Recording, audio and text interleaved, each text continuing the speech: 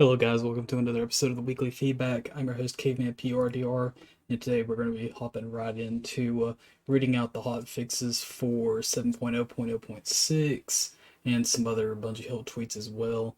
Right now, Dungeons and Raids, going to go over Root of Nightmares, fixed an issue where players were being locked out of red border chests after the weekly reset, fixed an issue where the focus light and focused darknesses would not trigger in the Zoark encounter, and it was reported that the sunblight enemies wouldn't be able to be damaged through the shields by the colony exotic grenade launcher, but it's actually reported that that is not correct, and that is still an exploit that can be done.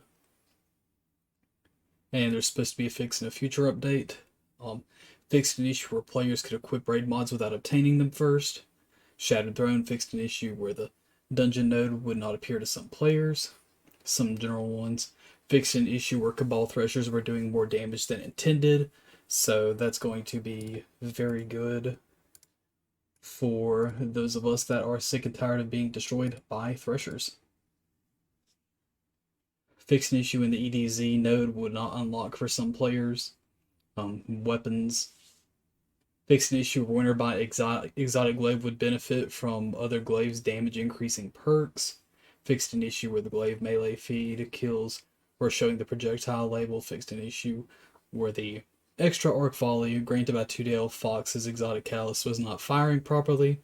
Fixed an issue where the weapon mods were not available for some players. Some weapon mods were not available for some players. Armor mods fixed an issue where equipping too many passive armor charge benefits would deactivate artifact perks, changed empowered finisher to count as finisher mod for purposes of mutual exclusivity. This mod can no longer be equipped alongside a finisher mod that also consumes armor charge stacks. Having the ability to generate and spend armor charge stacks on the same mod was creating conditions where latency would sometimes cause the perks to activate in incorrect order. Additionally, when combined with stacks and stacks, empowering finish was circumventing the basic armor charge mechanics too easily, resulting in generating too many orbs, ammo bricks over shields, etc. The Untangler artifact perk will no longer trigger melee perks. Localization fixed the issue introduced in 7.0.0.5 that reverted Mandarin over to English. In general, increase the time to give commendations to other players after finishing certain activities. Move Legend Lost Sector and the Legend Lost Sector solo flawless requirements from Guardian rank 7 to 8. Move the Master Lost Sector solo and Master Lost Sector solo flawless requirements from 9 to 10. Players will keep their in progress after these Lost Sector requirements move to a higher rank. So that is 7.0.0.6. A couple of other things noted as well. There was actually from Bungie Help, there was an issue of Iron Banner Pinnacle not being immediately available at reset, but this was fixed a little bit afterward. We'll go right into some trial support, and then we'll go over a couple of things. Specifically, 3.5 million trials matches is the second hold time in D2 Trials of Osiris's week. Only the first revamp week in September 21 had more, 4.7 million. So this past weekend, first week of Trials this season, had a very huge turnout. Regardless of how you feel about the meta right now, it had a very huge turnout. There was a lot of people playing, which the map was Javelin 4. It's a very good quality map. So we had a lot of people playing. It was very cool. I went solo flawless for the fourth time. I had a fun time, even though a lot of the matches and the meta itself is a little frustrating. But we're in a better meta right now than we have been in a while. But things can still be improved. Yeah, overall I really like how it's been so far. Had a lot of fun, but I think a lot of the fun factor was just purely because we were playing on Javelin 4. So, we're going to move right along. Lightfall Crucible update. We'll start off at the overall playlists and offerings. We've done a lot of reflecting on player feedback to the Crucible changes we made at the start of Season 19. We've recently moved Rumble back onto the Crucible screen at full time.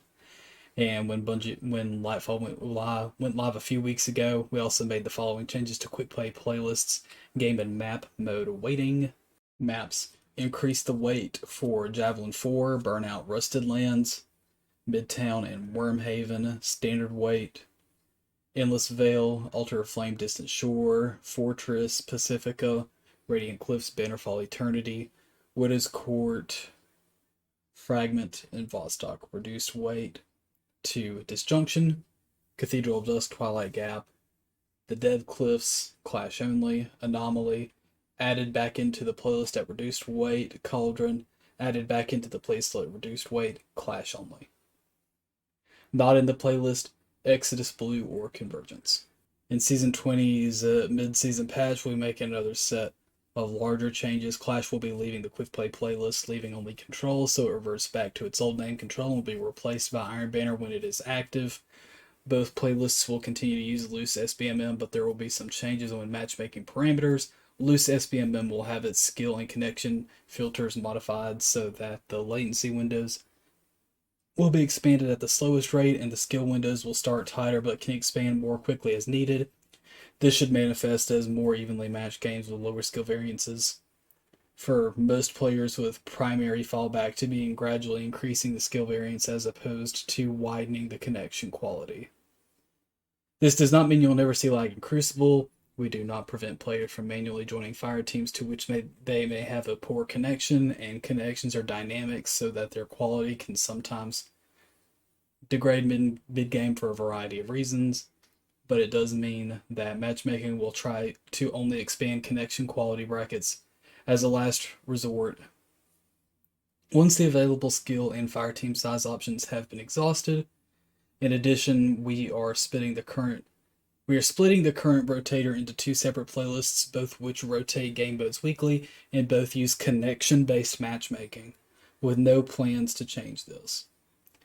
Crucible Relentless Rotator includes Clash, Rift, and Zone Control. We see this as our main haven for players who want to engage with large team-based gameplay outside of SBMM, and having it will make sure there are always conventional team-based Destiny PvP available when Iron Banner is active.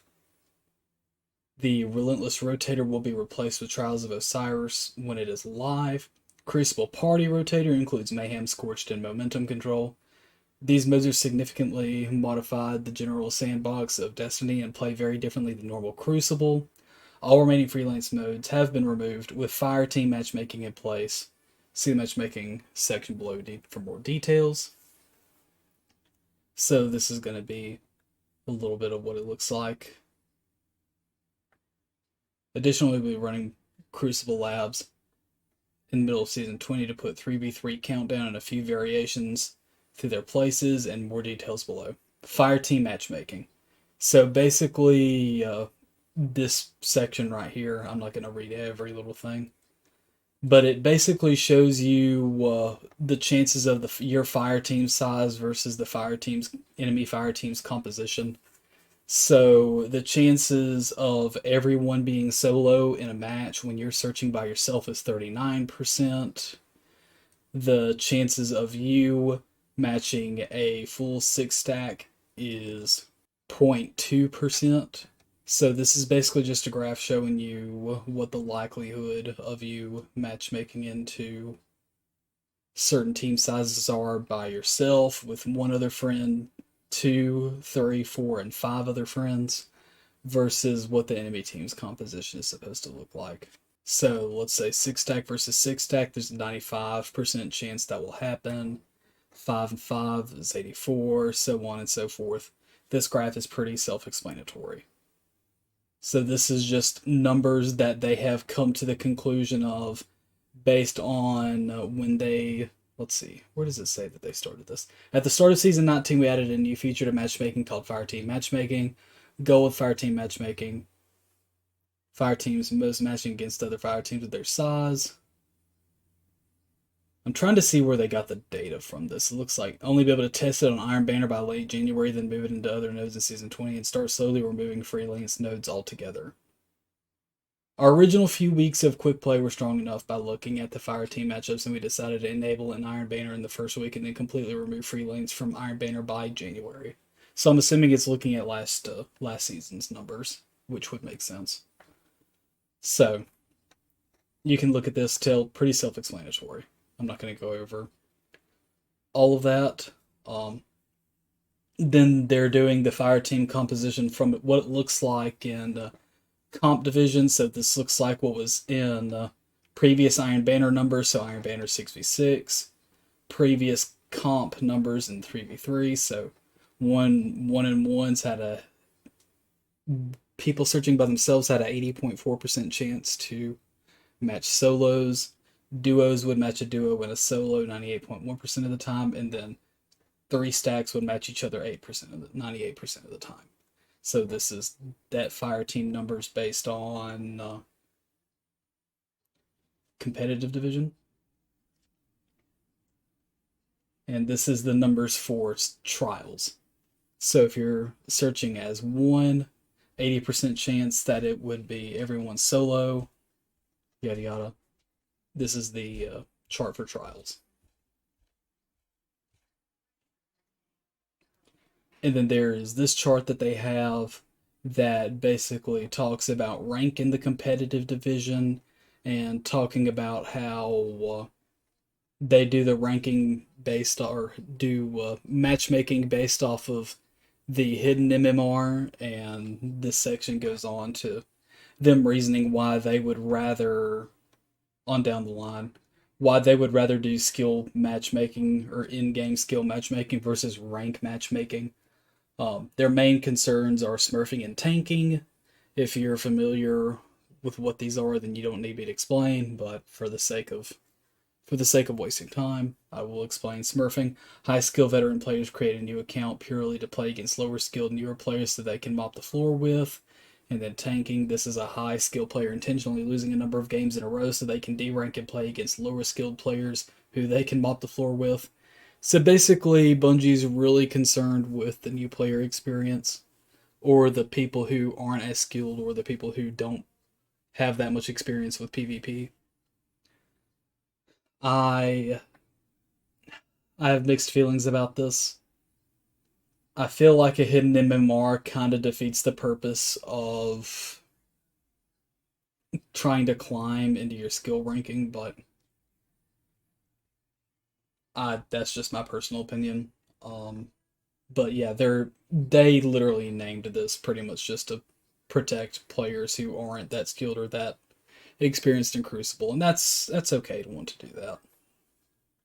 But I personally feel like I would prefer a rank matchmaking because I want to climb my rank. And then they do this next part, how they determine skill. I'm not even going to pretend to read all that. Now they go into the competitive rewards for playing comp. You get an increased Crucible rank multiplier based on your current division, which works in all playlists. Get 1 roll for the Rose Hand Cannon each week per character for participating. That's your weekly 3 matches of comp. You get a Rose Drop, which is a pinnacle in the kinetic slot. So if you're ever behind on pinnacles in the kinetic slot, you can always go play your 3 comp matches. Earn the Glorious Seal by reaching Platinum, or gild it by reaching Adept, as well as a number of other Crucible-related triumphs. One large note, at the start of Season 20, we shipped a bug where players could claim Glorious or Dredgen tiles without completing all of the intended triumphs. In our mid-season patch, Glorious and Dredgen Seal and Guild claims will be reverted, and the errant triumphs removed. Any players who have completed all the intended triumphs will immediately be able to reclaim their Seal or Guild. Any players who were only able to claim because of mistakenly including triumphs will need to complete their regular triumphs to reclaim. Veteran players with multiple guilds of Dredgen will maintain their guild counts throughout this change. We want competitive division to have more rewards to chase to our most dedicated PvP players, and back when we introduced the system prior to Season 19, we promised more information. Today we have some. At the mid-season patch during Season 20, Lord Shaxx will have a new emblem for us if you get to Ascendant 3 or higher, and there will be a stat tracker that allows your current competitive division rank number on PvP emblems. So they actually show the emblem here. I think the emblem's actually kind of cool. At the start of Season 21, the Rose hand cannon's being replaced by a comp division only dropping sniper rifle. When I say sniping, when I say dropping, it's probably just the 3 matches and then a roll would drop. So Rose is getting replaced by a sniper rifle this upcoming season. So if you don't have the God roll yet, I recommend doing your 3 matches per character per week if you play 3 characters. If you just play 1, well, I feel for you. Just just play your matches and get that skill diff on. Plan on adding new weapons to Crucible Division every other season. Rose will be available again in the future seasons, but will be unobtainable during Season 21. Lord Shax has a new Season 21 Ascendant emblem. We are adding a new Ascendant emblem and retiring the previous one each season. So each season there's going to be a new emblem. And it seems like at the start of Season 21, there's going to be a new Crucible weapon to get for comps. So I like these changes. These are good changes. Lord Shax will have a transmat effect for all players who reach Silver 3 or above. Competitive quality of life mid-season spawn Overshield. Overshield you get for a couple of seconds when you respawn was originally tuned for D2's launch and has not been touched since then. Basically, they're making the spawn Overshield you get go from 52 HP to 150 HP. This is a really good change, in my opinion. Competitive and general Crucible quality of life future seasons. Spawning, they're basically going to change a little bit of spawning with specific maps, long ones like Disjunction, long narrow ones like Convergence and Cathedral of Dusk on certain game modes. They're wanting to change spawning on some of these, so that way the maps don't feel quite as long as they do. Lobby balancing, they have a note. Now we have a chance to take a look at how SBMM is affecting the PvP landscape in Quick Play and Comp Division. We are turning our gaze to lobby balancing. Our current algorithm tries to make matches fair by matching the average skill of both teams to be as similar as possible. What ends up happening is that the highest skill players get matched with the lowest, and they fight all medium skilled players. We are investigating a new style of lobby balancing that should make the team compositions feel more even in terms of skill allocations, while also keeping the balance of teams as close as possible. SBMM was originally supposed to fix this in the first place, but it did nothing to change lobby balancing whatsoever. So hopefully this changes things some. Iron Banner. We've had many Iron Banner details in TWAB last week, but we wanted to save a few tidbits for the blog post. While many of us love Rift and a fire team, it isn't currently as friendly to solo players, PvE players, or new players as we would like to feature a mode in Iron Banner. I expect an Iron Banner specific twist to address those factors in a future season, as well as new twists we're cooking up as we speak. We're also looking at ways to decouple the challenges for earn a daily reputation bonus from complete matches as specific subclasses to earn a pinnacle in Iron Banner, but don't have a solution we are happy with yet. Dog, all you have to do is just change it to play this playlist. Play 5 games of this playlist. Boom, there's your pinnacle. That's how hard is that? Don't force people. This is a pain point I'm seeing in PvP some, where they're forcing people to play a specific subclass. You don't just don't do that. Like, I get it, it's for a small amount of games.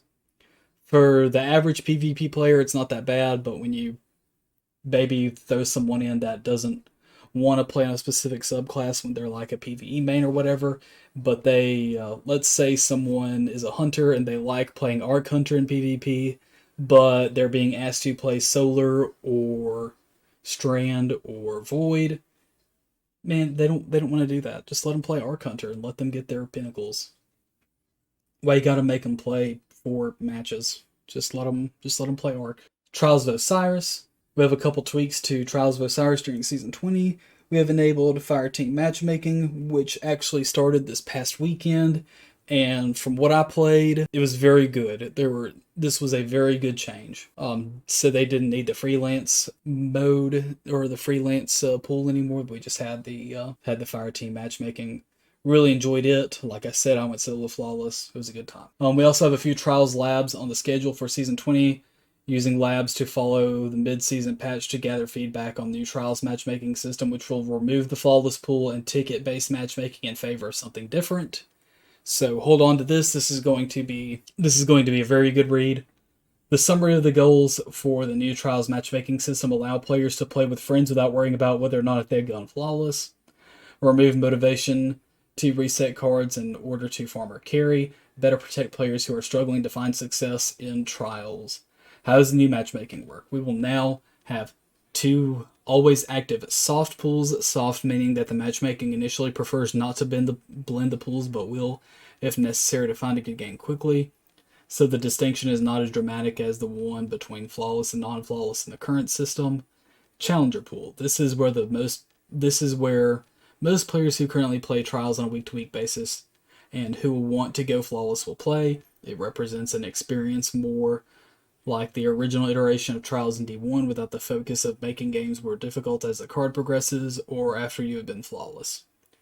This pool matches based solely on connection. There is no matchmaking based on tickets, wins on ticket, wins, weekly wins, or skill. Players who have any card with no losses, including a card after reset, or those playing with someone in their fire team has a card with no losses, will be placed in this pool. And then there's the practice pool. This pool is targeted at new or less experienced players who are not yet ready to give going flawless a shot, and represents a place for them to dip their toes into Trials without being thrown straight into the deep end. This pool matches based on connection and weekly performance. How well you have done in Trials this week resets every week. Only players with a flawed card or those on their first game of the week can go play in this pool. Everyone in your fire team must have a flawed card or be on their first game of the week. This pool has stomp protection. If you are consistently struggling, it will reduce your weekly performance rating to give you slightly easier matches for you to recover. Farming protection. If the system detects you or a fire team member are likely attempting to farm with a practice pool, it will slow down your matchmaking times initially, and if you continue, it will lock you into Challenger pool for the remainder of the weekend, regardless of your card state. As always, we will be playing alongside you in both pools and monitoring feedback on the new matchmaking system as the season progresses, with the intent to push it full-time in Season 21. So they want to try this out in Season 21. So, update to passages. Wealth will reward extra Trials rank on every win. The amount rewarded increases as your major rank increases. Mercy will now forgive 2 losses if you have not been flawless for the week. Reverts to its old behavior of forgiving 1 loss once you go flawless. So this is a very good change. IMO, I think there could be a better idea that I'll go over it in just a second. Changes to the Gilded Flawless title requirements. We want to bring this more in line with Gilded Glorious and better reward dedication along with individual and team skill in Trials. A new Flawless emblem. Rewarded for going flawless without ever trailing in any of your wins. Experimenting with changing the main Trials game mode to be Zone Capture Elim, which has been renamed to Dominion. A new introductory quest to better onboard players in the Trials environment. I'm going to give a quick idea for Trials, and I've probably mentioned this in a previous video. Not necessarily my own idea, but a mix of some ideas I've seen before. In my opinion, where I don't know the numbers between picking all of the passages and stuff, but I think it's safe to say that Mercy is the most common one used and everything. So, in my opinion, I really like the soft pools idea with the matchmaking people. So I say we do a system that has the challenger and practice pools. I say we have that, but we only do 2 passages. You get a basic passage, and this is for the newer players, aimed toward the newer players or the players who don't have as much experience in Trials, for that targeted audience. And all they have to do is just get to 7 wins on a card. It doesn't matter how many losses they get. They get to 7 wins, they go to the lighthouse and earn an adept. But let's make it where maybe when they get to the lighthouse, they get 1 roll of the adept weapon. They get a pinnacle, whether it be an armor piece or a weapon, and then they get a chance at the ship or ghost shell, or maybe a ascendant shard or 4 prisms. Just like slicing all of those as a third option. So this basic passenger pool gets them access to an adept weapon, it gets them access to a pinnacle, and it gets them access to potentially some material or Trials exclusive ship or emblem. I say we have that for the basic passage, and then we have a more advanced passage that operates like the old Mercy one, or potentially even this new Mercy one, where we have you have to win 7 games, and maybe you lose once or twice and you are forgiven for the losses. Then you go to the lighthouse, and then you get enhanced rewards because you're mostly in the challenger pool playing, but you get basically twice as many rewards. So maybe you get an adept weapon, you get a pinnacle, you're guaranteed the ship, or maybe guaranteed the ghost shell if you don't have it, guaranteed the memento if you don't have it, and then 4 prisms and the shard, you get basically maybe 1.5, you get 50% more loot, maybe 100% more loot, maybe it gives you a chance at 2 adepts instead of 1. There could be maybe you could call it the practice passage, and then you could call the challenger passage. And whenever you do, let's say you have a challenger passage, you've been to the lighthouse, we could still implement the current system where you can still play on that passage without turning it into Saint 14 just yet.